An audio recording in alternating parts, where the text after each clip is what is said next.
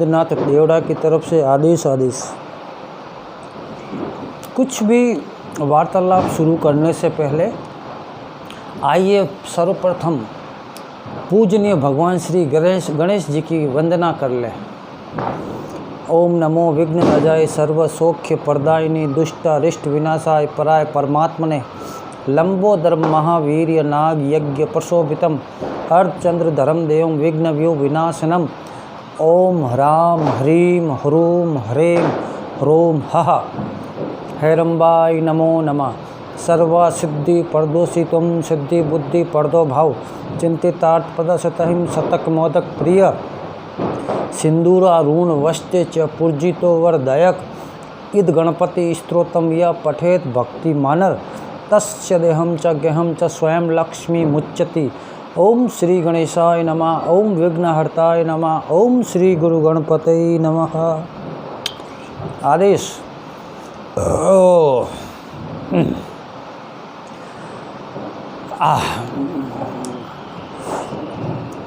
आज से 3 दिन पहले काशी के ही रहने वाले हैं, ग्रस्त हैं और राजपूत कुल से हैं। उन्होंने पूछा कि नाथ जी महाराज, शमशान में तो वही साधना कर सकता है जो अघोरी हो, तो अघोरी तो अपवित्र होते हैं, वो मांस मच्छी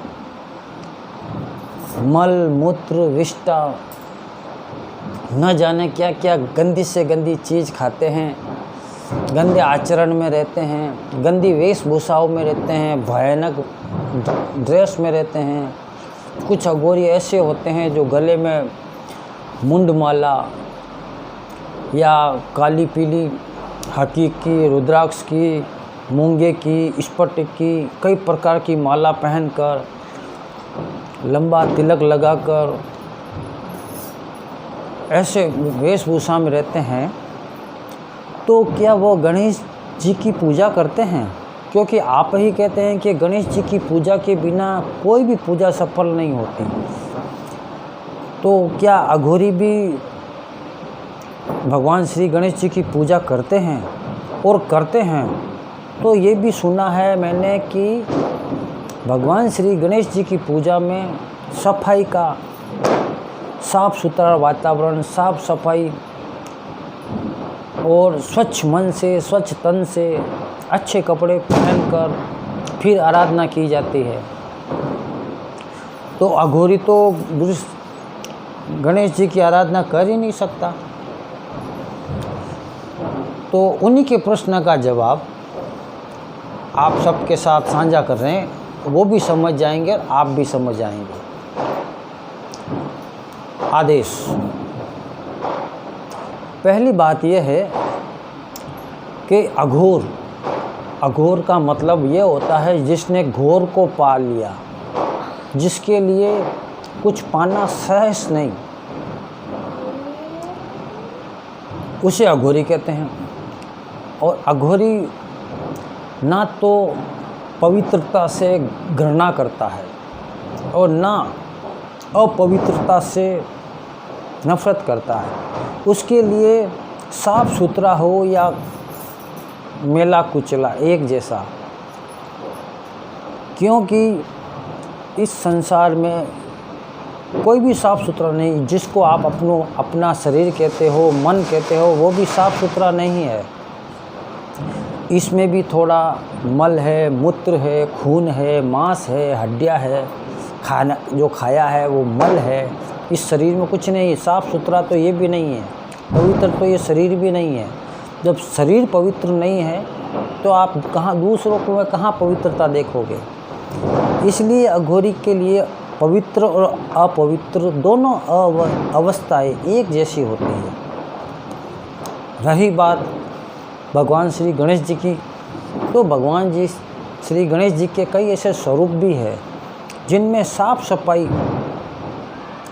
सूची असूची इनकी या त्यौहार, तिथि, वार, समय, काल कुछ देखने की जरूरत नहीं पड़ती।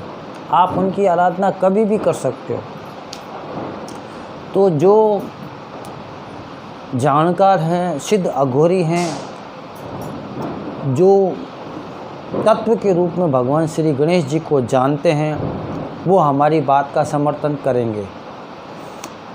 तंत्र क्षेत्र में महोदरी मंत्र महोदधि नाम का एक पुस्तक है, ग्रंथ है, उसमें उच्चिष्ट गणपति की जानकारी दी गई है, व्याख्या की गई है, उनके बारे में बताया गया है। उच्चिष्ट गणपति जी की आराधना इस संसार में सबसे तीव्र, सबसे जल्दी सफल होने वाली साधना होती है। और उच्चिष्ट गणपति की साधना में आपको पवित्रता, अपवित्रता, वार, त्योहार, समय, काल, तिथि कुछ भी नहीं देखना, आप जब चाहे उनकी आराधना कर सकते हो। उच्चिष्ट गणपति अर्थात 10 साल के बच्चे जो झूठा मुख, जो कुछ ना कुछ खाते हुए चलते हैं, उस स्वरूप का नाम है। और इनकी आराधना अति जल्दी फलित होती है। जो साधक शमशान में रहकर भी साधना में सफल नहीं हो पाया, शमशान में रहते हुए भी कुछ सफलता हासिल नहीं कर पाया, वह विधिवत गुरु के अनुसार उच्चिष्ट गणपति जी की आराधना करें, फिर शमशान की कोई भी आराधना कीजिए, सफलता आपको चुटकियों में मिलेगी। दूसरी बात कि उच्चिष्ट गणपति जी का एक और स्वरूप है, वही छोटा सा है, 10 साल के बच्चे जैसा, जिसे बोलते हैं चोर गणेश। ये चोर गणेश आपके शरीर के 10 अंगों में रहते हैं। आँख, नाक, मुंह, कान और मलमूत्र द्वार और त्रिकुटी, इन 10 स्थानों के मालिक हैं चोर गणेश जी।